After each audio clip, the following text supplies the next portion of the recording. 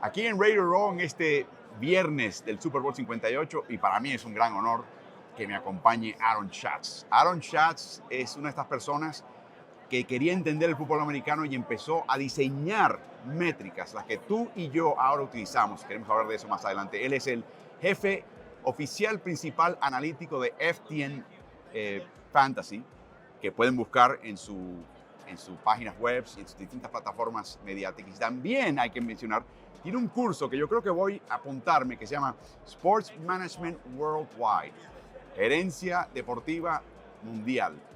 La página web es smww.com. Tienen un curso en marzo y abril y te va a enseñar cómo entender el fútbol americano a través de estas métricas de avanzada. After that long, lengthy introduction, I wanted to ask you about DVOA, which is the one you're best known for. Let's do the origin story of this superpower. Sure. When did you first begin to think that there was a need to understand football better this way? And how did you come about with that particular metric? Yeah, 2002. I was a Patriots fan. And are you still a Patriots fan? Still, yeah. People were writing about why they didn't make it back to the playoffs after they had won the Super Bowl the year before. And I had some questions about why that was. And I had always been a reader of Bill James. The Sabermetrics. Yes, the legendary baseball analyst. So I said, he used to count box scores to get the answers to questions. That's how he started. I'm going to do the same thing. And I got some ideas from a book from the 80s called The Hidden Game of Football. And I took them and I made myself a database of every play in the 2002 season. And I started playing around with those ideas, and eventually that turned into DVOA. Now, gathering that data, what was that like? A lot of cutting and pasting.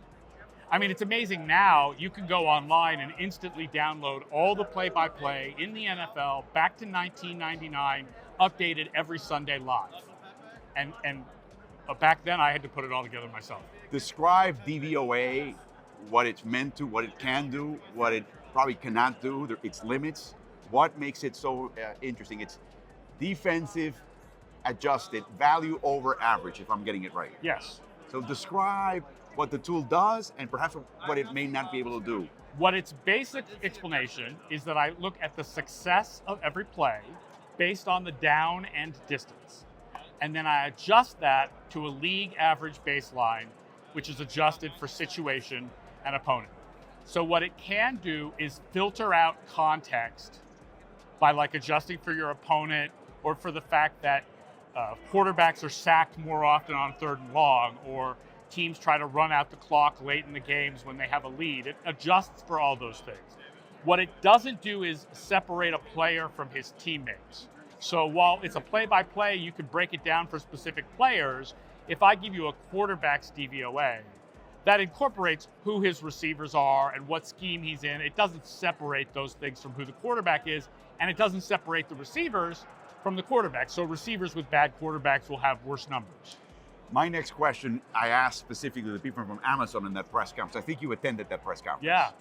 And I asked that question. You were there when I asked that question, which was, to what point is the database thick enough, deep enough, to cut the data situationally? It is a hard question. Yeah, it's hard. In other words, let me explain for people watching us. Dan Campbell chose to kick field goals on 4th down, not kick field goals on 4th down and go for it. Well, it was in a dome. It was in the playoffs. They were down a certain amount. This was the opponent. There are ways that perhaps you can cut the data a little bit more thinly. And so my first question is, can it be done? And secondly, if you could do it anyway, does it matter? Would the result be much different than the aggregate? It's sort of an art more than a science, that as the sample gets smaller, the numbers become less trustworthy. So, statistically significant. You start out with like 600 plays by a quarterback in a season. And then if you're only looking at 3rd down, now it's like 100 plays. Or domes. And then if you're looking only at domes, it's 50 plays, right? So the smaller that the sample gets, the numbers still might be useful, but they become less useful. And you do not refer to or add into prior seasons. In other words, for it to really matter, it would be the season you're playing. Well, it depends on how you want to look at things. I mean, certainly I'll tell you that we have a statistic I call Dave early in the season where we combine our preseason projection with early performance to get a better idea of how good teams are in the early part of the season, because you want to balance out the small sample that you have with your prior knowledge. By the time you get to the end of the year, I'm basically just using this year. A él, Aaron, se le conoce en el Super Bowl 58 porque él es uno de los votantes para los premios de los valores del año. Y él seleccionó a otro jugador que no era Lamar Jackson para el premio de jugador más valioso. Imagínense, el único que no votó por Lamar Jackson, que tuvo un premio ya de MVP unánime, y esta vez no fue unánime porque Aaron sencillamente optó por otro. Y le voy a preguntar al respecto. You're one of the a member of the panel, and Lamar Jackson had been unanimous when he won his first MVP. He goes up for it. There seemed to be great consensus there. But no one tells you, Aaron, you got to be careful not to be the guy that doesn't vote and ruins the unanimity of this vote. Tell us about the thought process that came in. Who did you choose? Why? Why not Lamar? And finally, how are you reacting to this whole hullabaloo today? I'm sure you're in demand today. I've gone back and forth between just letting it go off my shoulders and being worried, and then back to not caring anymore.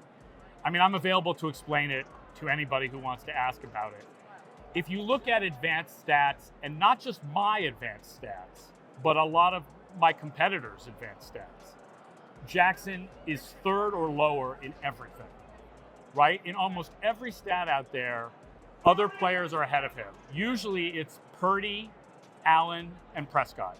And those stats capture the effect of what he can do running with the ball? Yes, this includes rushing. You That's have important. to include rushing. For both Jackson and Josh Allen, you have to include rushing value.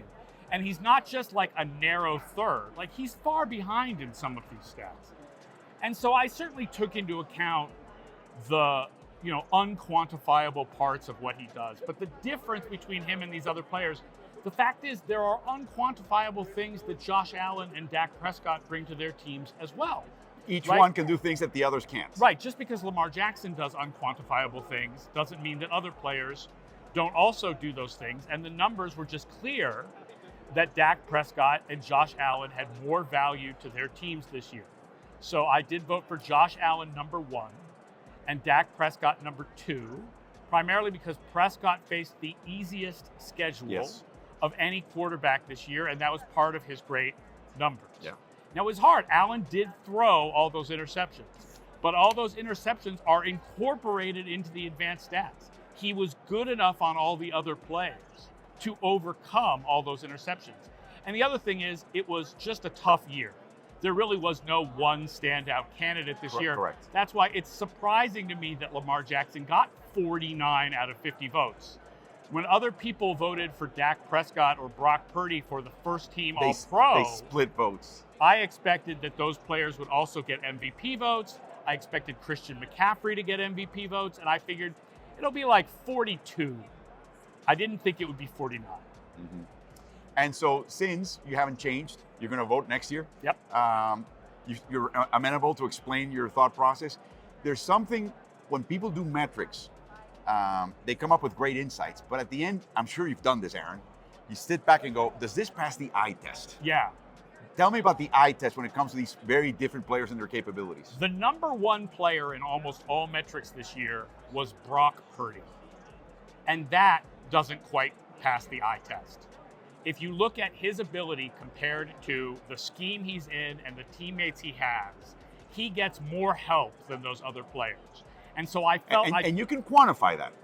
There are stats that do attempt to quantify that, and the stats that attempt to quantify that drop Brock Purdy to where he's between 4th and 10th in the league. And so I felt that even though in my stats Brock Purdy was number 1, I felt the eye test, and I couldn't vote for him for MVP. I put him 4th on my ballot. And finally, this has been discussed this week, and I'm sure you've had thoughts of it. Given the preponderance of the quarterback, touching the ball every play, typically, unless you have a wildcat or some crazy stuff, will we ever see an MVP that's not playing that position? And how would that be? How would that happen? I think they would have to call the award something else. I think at this point, everyone agrees the most valuable players on the field are the quarterbacks. MVP is a quarterback award. Offensive Player of the Year is then the not quarterback award.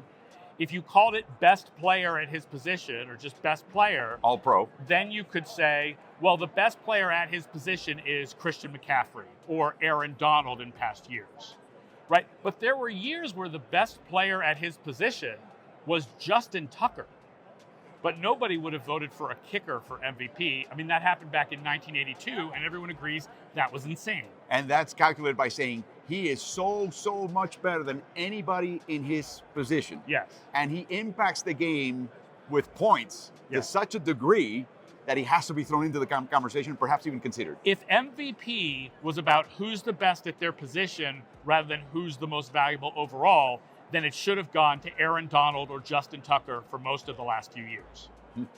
Fascinating. Now, remind me, your Sports Management Worldwide seminar. Yes. How does that work? How can people get to it? I think I'm going to sign up this year, by the way. Awesome. It's an 8-week class. We're teaching it in April and May. I don't know the exact dates yet. I usually have to fit it around the Jewish holiday of Passover to figure out. We have to fit it around the draft, right? Because we have to skip Right. that week, the week of the draft. But we work it all out. It's in April and May, 8 classes on the history of football analytics, how they basically work, what the major companies are doing, how they compare to each other, and what they mean in the game today. And again, the sessions would be, say, during the day, at night, a couple times a week. Like 7 p.m. Eastern, 4 p.m. Pacific. And it'll be once or twice a week. Once a week. Excellent, excellent. So I'm signing up. You want to be in that classroom? Sign up. He'll let us know. You have to go to smww.com. En español, él tiene un seminario donde te da la historia de las métricas de avanzada y te explica todas, las de él y las de otros grupos. Eso empieza en marzo-abril. Tiene que arreglar una serie de fechas y no quiere interrumpir el draft. Pasa por smww.com para conseguir detalles y apuntarte. Yo me voy a apuntar. Aaron, thank you so much. Thank you very much. It was a pleasure. All right, gracias.